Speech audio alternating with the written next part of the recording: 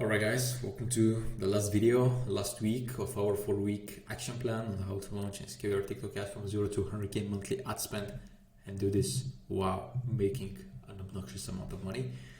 And this week we are going to be discussing how to optimize and how to scale your advertising campaigns, because there is a lot of advice out there on how to scale your advertising campaigns and how to get to 1k, 2k at best in daily ad spend.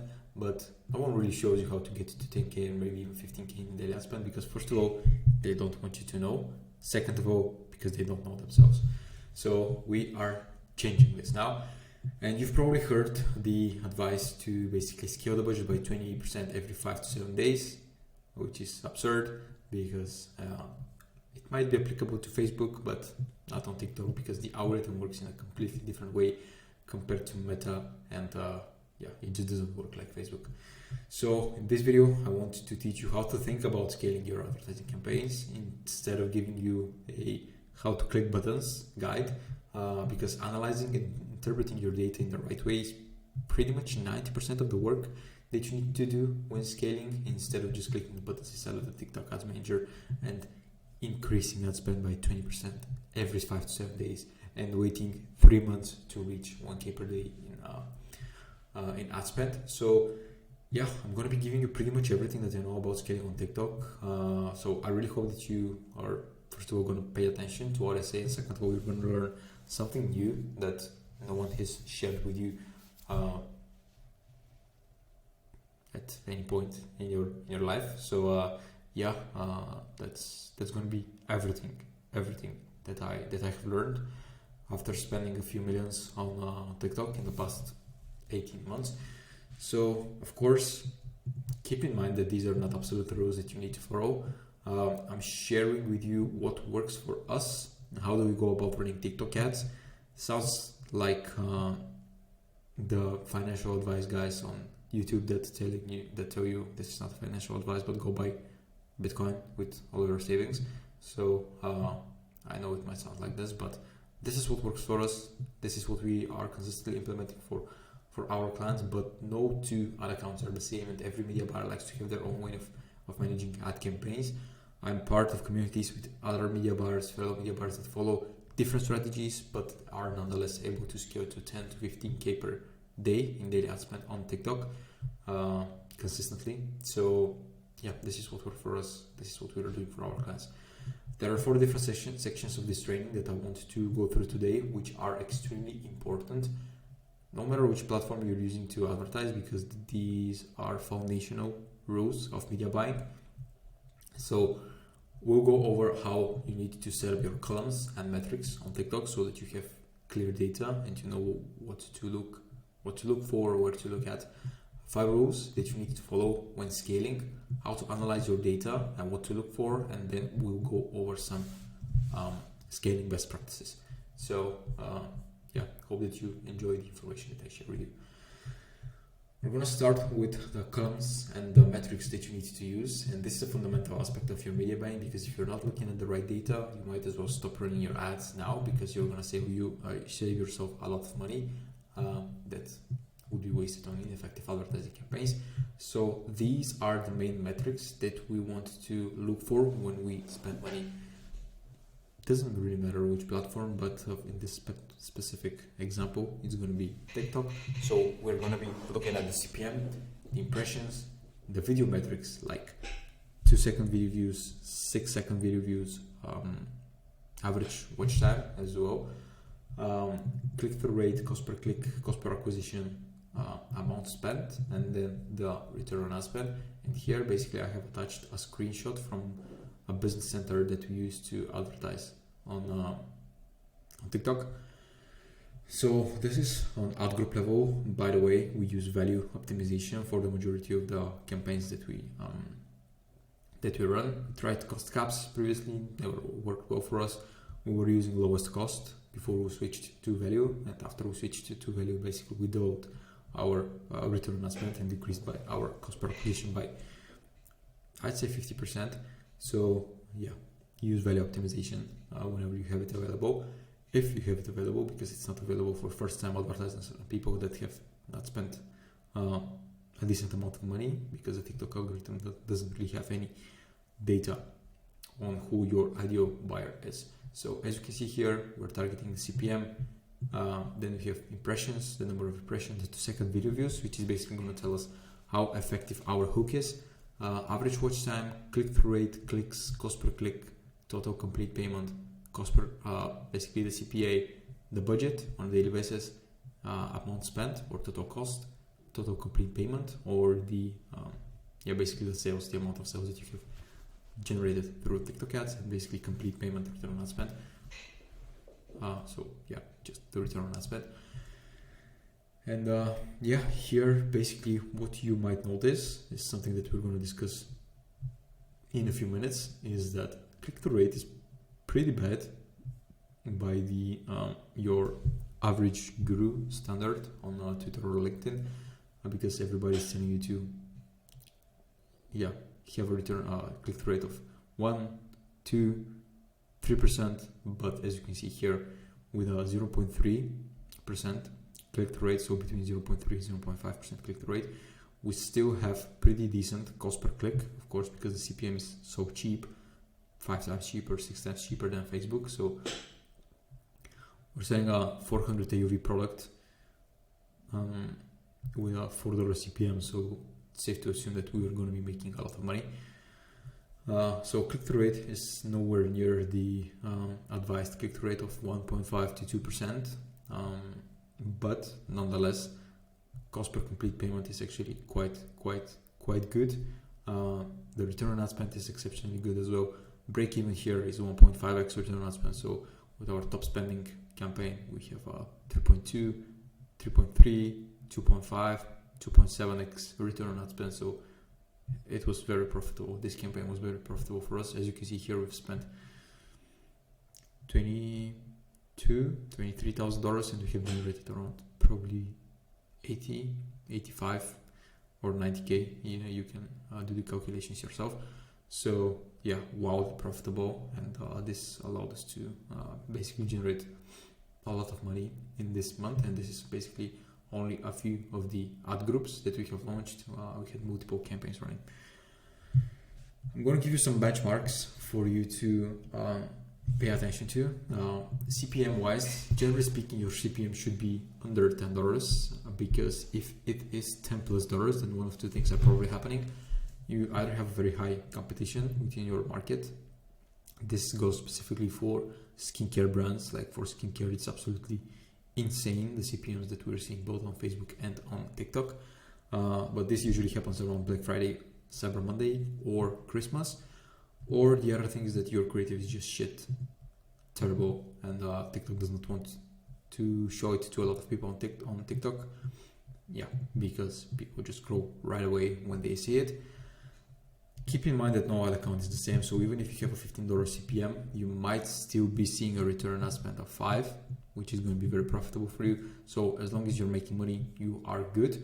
Usually, whenever you launch a completely new, fresh ad account with new pixel, your CPM is going to start high because TikTok has absolutely no idea who to show your ads to. But with time, it's going to decrease. And as you can see here, we started with like $10 to $15 CPM, but then it decreased to like $4, $3. So just keep this in mind when you launch your ads for the first time on TikTok. Click-through rate, this is a metric that will tell you more about how your audience perceives your creative and reacts to your ad, whether or not your creative is good. However, this is super important. This metric alone does not mean absolutely anything. Of course, you should aim for a high CTR, but a low CTR might still give you a 3 to 5x or even 10x return on ad spend, which we are actually seeing. 0.5% click-through rate with a 10x return on ad spend on the whole month, not on ad creative, but for the whole month. So click-through rate does not mean anything. It just tells you where you should optimize, but you should never, ever make your decisions based on click-through rate only. Below 1% click-through rate, it's not great. It's either a bad offer or no call to action, or your solution is just so niche that not many people are actually going to take action on it, but you still might be printing money. So let's say you're selling window replacement to people making 150k per year plus. So as you might assume, there's not many people that are going to fit your criteria, that are homeowners that need window replacement. So your click-through rate might be lower than 1%, but the return on spend is the thing that you should be basically basing your decisions on. 1 to 1.5%, this is pretty solid. This is great. 2% plus, this is pretty much next level. It's amazing. So try to understand what makes this creative unique and produce more variations out of it. 2% click-through rate does not mean that your return on spend is going to be 15, but it's probably going to tell you that this creative is perceived well by your ideal audience or by people on TikTok generally. So try to create different variations, use a different content creator, or slightly tweak the script so that you can still get a 2% return click-through rate, but on another creative, which is going to allow you to basically double your spend and double the efficiency of your ads on TikTok. The next thing that you need to pay attention to is basically your hook rate. The hook rate is basically the 2-second video views divided by the impressions. This metric will tell you how engaging your first 2 seconds of the video are, and if your hook is not strong, no one would watch the rest of your video. So the biggest lever that you can pull to improve performance is to change basically the first 2 to 3 seconds of your ad. Less than 35%, this is a bad hook that basically needs to be changed. 35 to 50%, this is pretty good hook, and 50% plus, this is basically incredible. So you need your hook to spike curiosity and make people interested in watching the video. For example, a good hook: 5 ways I improved my acne, and number 3 will blow your mind.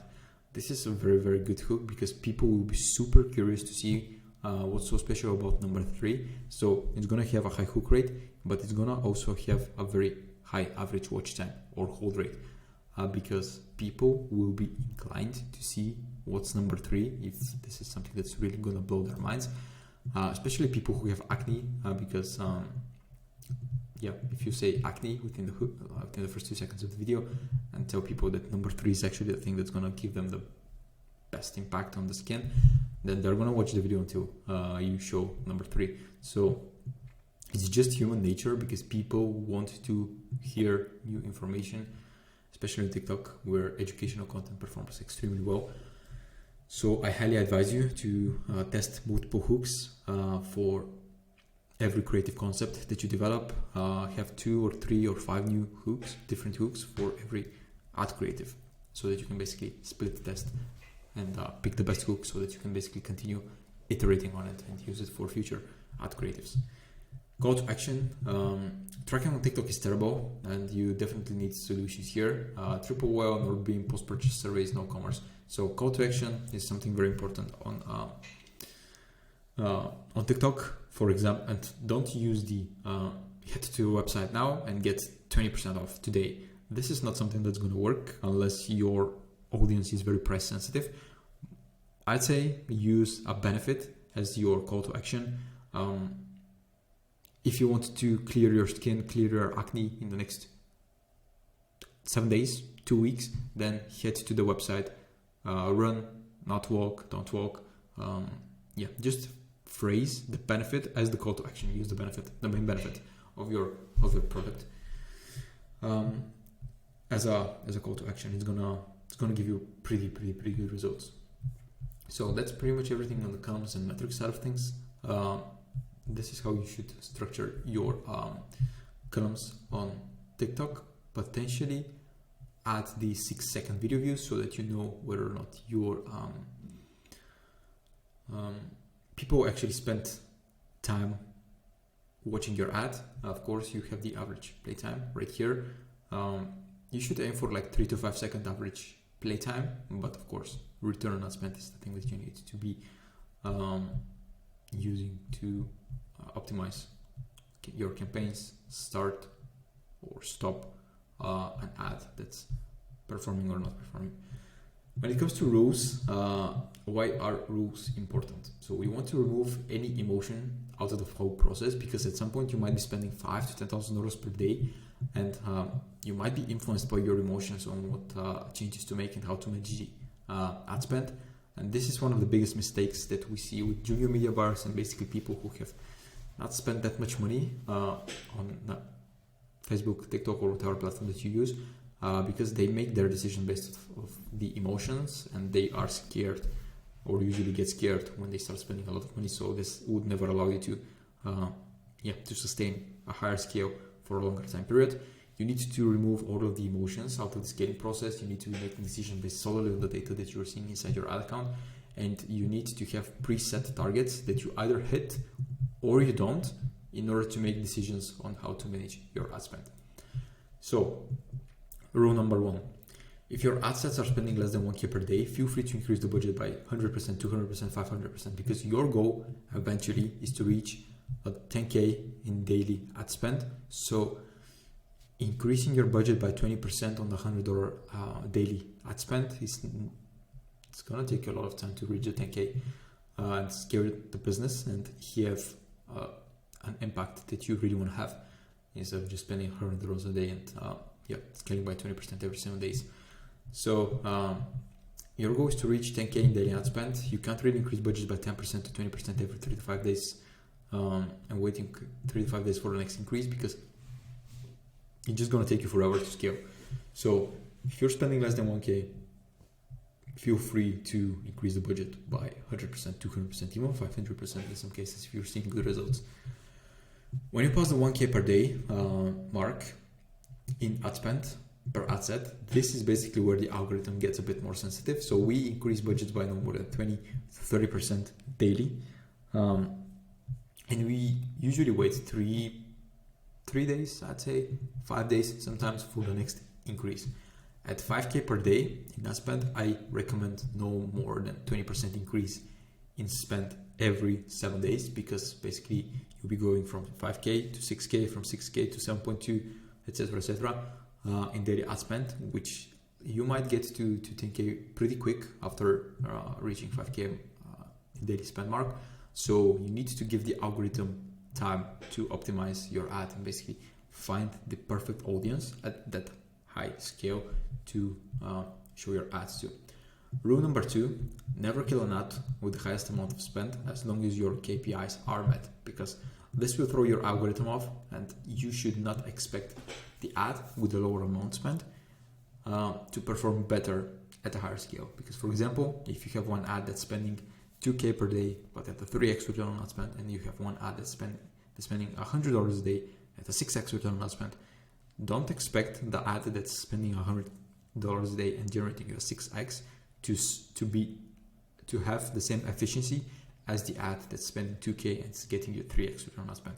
You're still going to be profitable with both ads running. Your lower spending ad needs to generate more impressions in order for you to basically see whether or not this ad is going to be a winner at scale. So never turn off the ad that has the highest amount of spend, because it's just going to completely throw the algorithm off and your ads are going to die pretty soon. Rule number 3, the only metric that you really care about is cost per acquisition or the return on ad spend. So never make decisions based on your CPMs, click-through rates, cost per clicks, etc., because as you just saw, we have brands that are seeing a 0.2% click-through rate and a 3-point-something-x return on ad spend with a break-even of 1.5. So it's pretty profitable. So don't make your decisions based on the click-through rate. Secondary metrics are only here to tell you where you need to improve and what you need to improve within your creative. So if you have a very low click-through rate, try changing the call to action. Try shortening the ad so that more people reach the call to action sooner. So these are some things that you can implement in order to increase your click-through rate. But as long as your return on ad spend is on point, then you're good. Rule number 4 is never kill an ad that has not spent at least a 2x of your AOV, because you don't go to the gym today and expect to see results tomorrow. So if your ad is having a bad return on ad spend, but it has spent $50 and your product costs $400, then you need to give it more time in order to optimize, because when you get more impressions, that's basically when the ad has a highest likelihood of success. So you need to give your creatives enough spend and impression before you decide to cut them. Rule number 5, and the last rule, is make decisions based on the last 7 days only. because TikTok is too volatile still. So turning off an ad because yesterday it had a 0.3x return on ad spend might not be the best decision, because in the last 7 days this ad might have had an average of 4x return on ad spend. So unless you're spending 10k, 6, 7, 10, 10k plus a day, look at data in the past 7 days and use this data to make your decisions, because as I said, TikTok is still volatile. You might get some delayed attributions tomorrow because the TikTok ad platform is not the best when it comes to reporting. So you need third-party tracking tools at higher scale, and of course post-purchase surveys, because TikTok might have missed a few conversions. And of course, it's always possible that yesterday might have been the first day of spring, so your audience was spending more time outside with their family instead of staying at home and scrolling through social media, ready to purchase your product. So they might have noticed your ad, your product, but they might buy tomorrow or later today when they get back home. And of course, TikTok might have some delayed attributions that can be delayed, that can be reported tomorrow or the day after. So your return on ad spend might increase, but you might have already stopped the ad and thrown the algorithm off if you have decided to kill the ad prematurely. Data analysis and interpretation, and this is probably the thing that I have spent the most amount of time just trying to figure out, and maybe hundreds of hours understanding what top advertisers in the space are doing in order to understand their data better and run ads better and at a higher scale and higher return on ad spend. So this is probably the most important thing that you should pay attention to in this training, because year 2023 is going to be all about who creates better and more convincing content that entices people to watch it, shows the viewer that this is the product that they have been needing their whole life, and gives them an irresistible offer that makes them want to click on the ad and buy the product. So if you're not analyzing and interpreting the data in the right way, you are never ever going to be able to scale past a certain threshold. Here, by irresistible offer, I don't mean a discount, because your product might be, let's say you're offering a skincare product that is a multi-purpose product and replaces 5 other products in the skincare routine of your ideal customer, but you only have one product for those 5. So you can very well use the angle of like, buy this product and save money, save hundreds of dollars every single month on a skincare that's as effective and as even more convenient, I'd say, than the skincare routine that you are currently using. So an irresistible offer does not only mean 50% discount. An irresistible offer might be save money, look better, feel better, have whiter teeth, better looking skin, no acne in the next 7 days, clear your acne in 7 days. So these are all irresistible offers that if people have a problem that you're looking to solve, then they are going to buy. In order for you to have the highest chances of success, you need to perfectly understand what impact every element of your creative has on the overall performance. And this is the only way that you can create iterations based on the actual data that you're seeing in your ad manager. So yeah, you need to be paying a lot of attention to the data that you're receiving. That's why you need to track a lot of metrics when analyzing your performance, like hook rate, which you should already be aware of, hold rate, which is something that we look for, and this is the formula, through plays divided by 3-second video views. This tells you basically how many people of those who watched the hook proceeded to watch the ad either to the end if the ad is shorter, or for at least 15 seconds of its duration if the ad is longer than 15 seconds, because this actually tells you how engaging the part after the hook is, because you might have a very clickbaity hook but a very low hold rate. So this means that potentially you can pair this hook with another winning creative, or that you need to change what comes right after the hook, because low hold rate means that you either have a super clickbaity hook and totally irrelevant to what comes after, which is something that I'm consistently seeing on social media, or what you show after the hook is boring, not interesting, and people are not interested in watching the rest of your ad. So this is why you need to understand what's the hold rate of your advertising campaign, because it's going to help you create better content, better creatives, more effective creatives, higher return on spend, higher scale. So pay attention to the hold rate. And then you have the drop-off rate, which is basically telling you where exactly do people drop off when watching your creatives.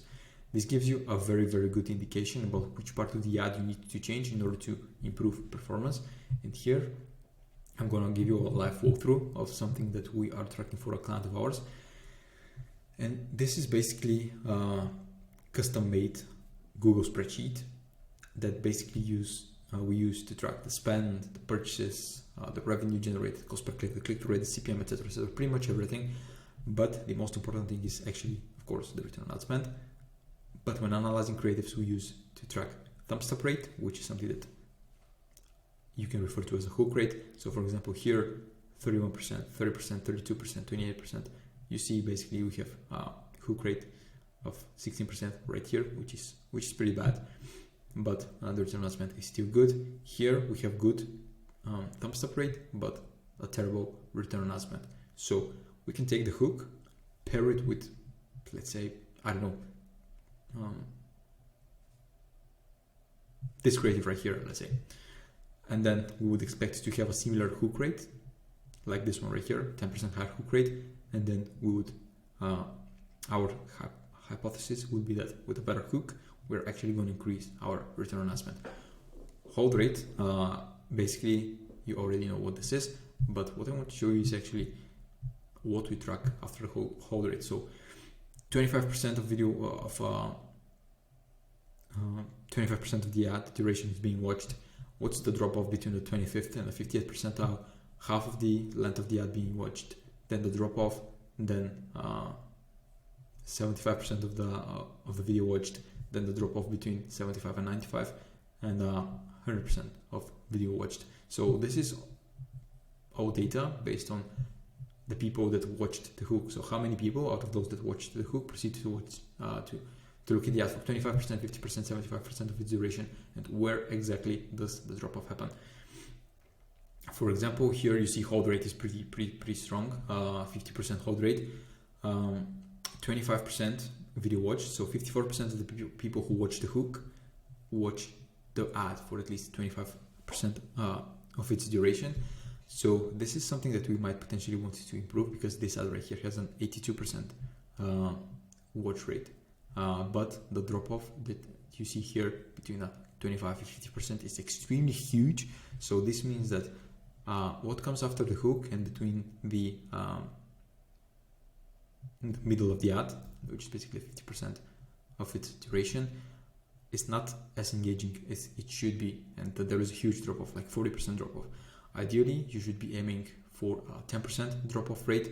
23% is good, 26%. Anything below 25% drop off rate is considered pretty strong. But once again, return on ad spend is your main criteria as to whether or not you should turn an ad off or scale it. So use these metrics to make better decisions, to make better ads. And for example, if not many people watch the 25% of your ad, but a lot of people watch the hook, then you need to change what comes after the hook. So use those numbers, those percentiles, to basically make a decision about what can you improve in the creative and how you can expect a higher return on ad spend from the same creative, or with just a small tweaks of the same creative. So these are all numbers that you need to be tracking in order to be able to create hypotheses as to what you can improve. All right, I hope that this information was valuable to you. The next time when you optimize your ads, you will know how to analyze your performance in the right way and make decisions based on the actual data that you are seeing, instead of just guessing what could potentially work, why is it working, why is it not working, etc., which is just not scalable. Scaling best practices. The last thing that I want to touch on in this training is some best practices for scaling. Simple account structure. More often than not, this is going to be one campaign for creative testing, one campaign for scaling, or a separate campaign for different products, different collections, or different offers that are time sensitive. For example, you're going to have a separate campaign for Black Friday, Cyber Monday. You're going to have a separate campaign for Christmas. You're going to have a separate campaign for your top winning product, or your second best selling product, for a bundle that you're testing. So one campaign per collection or product, one campaign for creative testing, one campaign for scaling is the usual setup. When trying to scale aggressively, I highly recommend that you add extra campaigns for testing, bid or cost caps. this could be very effective. So I definitely recommend you test it out. In order to maintain a higher scale, you need a lot of creatives, like a lot of creatives. No point in pushing for 10K in daily ad spend if you are not ready to produce new creatives at least once a week. I'd say if you're spending 10K per day, you need to be introducing at least 10 different creatives every single week to your campaigns so that you can basically sustain, consistently find new winners, put them into your scaling campaigns, and then have the highest likelihood of actually sustaining that scale, because it's not hard to reach a 10K in daily ad spend. It's hard to maintain it for 2 weeks, 3 weeks, 4 weeks, a month, 2 months, 3 months before campaigns just stop performing. So yeah, you need to make sure that you're testing at least 50 to 100 creatives every single week, every single month, if you want to scale to that 300K in ad spend a month. So yeah, that was pretty much everything for this video. I really hope that you found this information valuable. I really hope that you're going to start implementing everything right away, and remember that there is no right or wrong strategy for scaling. The only thing that you need is a high amount of creatives to test on a regular basis. This is the only thing that you need. So yeah, once again, you know the drill. If you don't want to waste time, money trying to figure everything out on your own and just, yeah, throw money around and hope that it works. If you want to work with professionals that are basically doing this pretty much every single day, scaling brands to 100, 300K per month in ad spend and adding an extra 100 to 300K in monthly sales for your e-commerce brand, then yeah, get in touch with me. Click on the button to book a call somewhere around this video. Hopefully I have a call to action somewhere around this video. And yeah, I hope that you found a lot of value. I hope that next time that you launch your advertising campaigns on TikTok, you will be way better off than before watching this video. Thank you for your time. I look forward to speaking to you in case you're interested in having a scale your brand, and I look forward to hearing from you after you implement those strategies. So thank you for your time and take care.